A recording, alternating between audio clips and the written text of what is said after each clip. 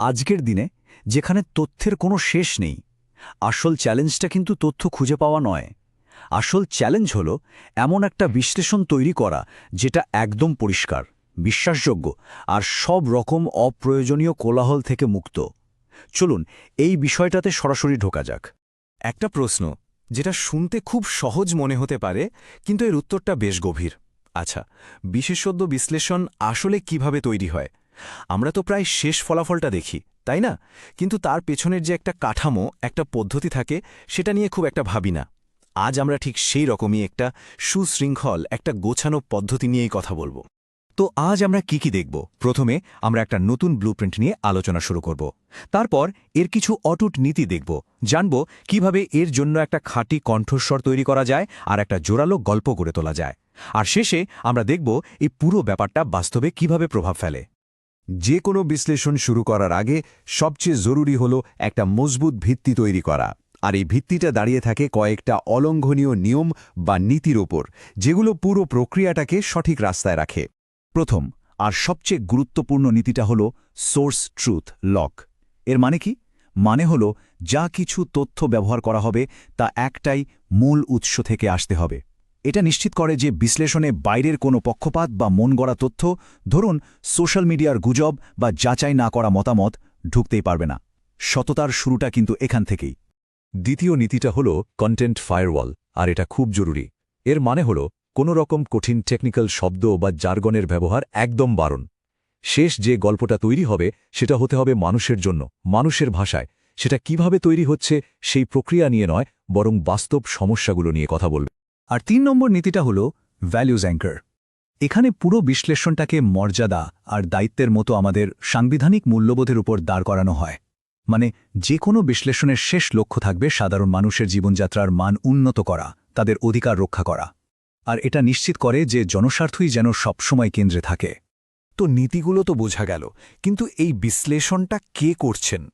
দেখুন, একটা বিশ্লেষণ তো শুধু তথ্যের যোগফল নয়, এর একটা কণ্ঠস্বরও থাকে। কি বলা হচ্ছে সেটার মতোই জরুরি হলো কে বলছে। তাই একটা নির্দিষ্ট বিশেষজ্ঞের কণ্ঠস্বর ঠিক করে নেওয়াটা খুব দরকার। এই পদ্ধতির জন্য যে বিশেষজ্ঞর পার্সোনা ঠিক করা হয়েছে, তিনি কিন্তু কোনো সাধারণ বিশ্লেষক নন। তিনি একজন অভিজ্ঞ, শান্ত আর ডেটা নির্ভর বিশেষজ্ঞ। তার ফোকাসটা কোনো ব্যক্তির ওপর নয়, বরং সিস্টেমের সমস্যাগুলোর ওপর। পার্থক্যটা তাহলে কোথায়? দেখুন, সাধারণ বিশ্লেষণগুলো কেমন হয়, একটু নৈবেক্তিক, একাডেমিক ধরনের। কিন্তু এই ব্লুপ্রিন্টের কণ্ঠস্বরটা একেবারে আলাদা। এটা মাটির কাছাকাছি, সাংস্কৃতিকভাবে প্রথিত, শান্ত অথচ কর্তৃত্বপূর্ণ, আর পুরোপুরি ডেটা চালিত। এটা কাগজের কথা নয়, এটা মাটির কথা। এই উক্তিটা দেখুন, এটা এই পার্সোনার মূল দর্শনটাকে দারুণভাবে বুঝিয়ে দেয়। মেট্রিক্সের উপর কঠোর, মানুষের প্রতি নরম। সিস্টেমকে আক্রমণ করুন, ব্যক্তিকে নয়। মানে ডেটার ব্যাপারে কোনো আপোষ নয়, কিন্তু মানুষের প্রতি সহানুভূতি থাকতে হবে। আসল সমস্যাটা তো সিস্টেমে, কোনো একজন ব্যক্তির মধ্যে নয়। আচ্ছা, তথ্য হলো, কণ্ঠস্বর তৈরি হলো, কিন্তু এখানেই তো কাজ শেষ নয়। এগুলোকে একটা কাঠামোয় বাঁধতে হবে। এই ধাপে আমরা শুধু কিছু ফ্যাক্টস পাশাপাশি সাজিয়ে দিই না, বরং একটা গল্প তৈরি করি। একটা এমন গল্প যার একটা নির্দিষ্ট গতিপথ আর উদ্দেশ্য আছে। আর এই কাঠামোর একটা নির্দিষ্ট লক্ষ্যও আছে। ফাইনাল আউটপুটের সময়সীমা হল ১৯ মিনিট। এই সময়টাই বলে দিচ্ছে যে এটা কোনো ছোটখাটো সারসংক্ষেপ নয়। এটা একটা গভীর তথ্যচিত্র ধাঁচের বর্ণনা, যা আপনাকে বিষয়ের একেবারে গভীরে নিয়ে যাবে।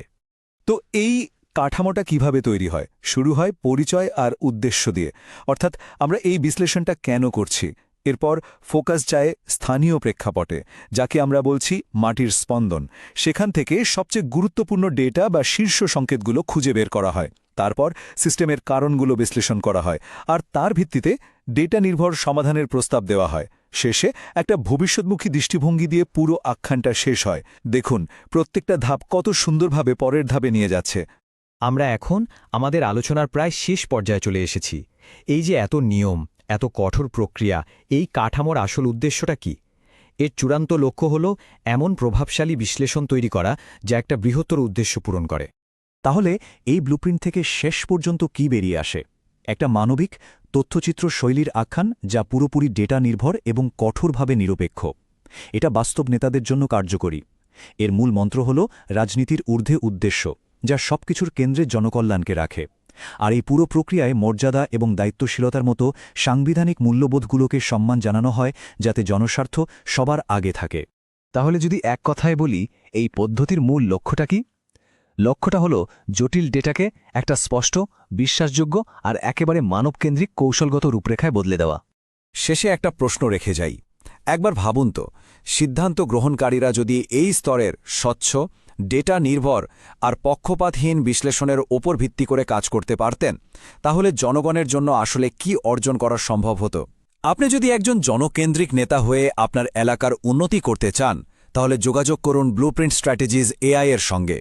ইমেল আইডি হল mgr@blueprintstrategies.ai অথবা ফোন করুন 08042041602 নম্বরে। মনে রাখবেন, উদ্দেশ্য রাজনীতির ঊর্ধ্বে।